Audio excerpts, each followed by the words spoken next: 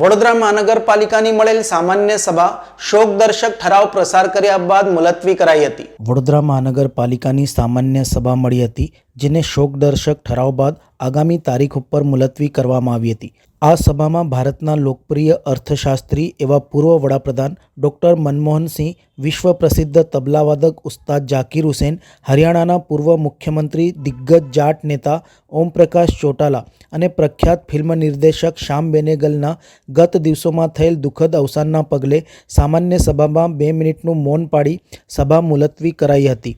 હવે પછીની સામાન્ય સભા તારીખ 22મી જાન્યુઆરીના રોજ સાંજે 5 કલાકે મળશે।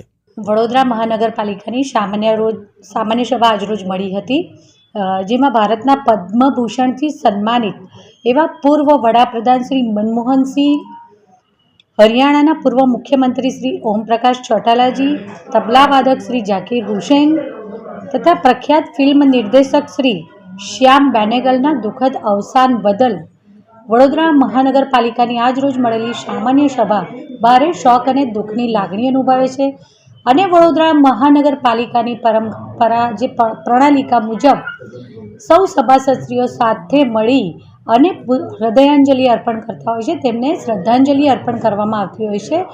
આજની આ બંને સભા તારીખ 22 જાન્યુઆરી 2025ને બુધવારના રોજ સાંજે 5 કલાકે અને 6 કલાકે મળવા પર મુલતવી રાખવામાં આવી છે।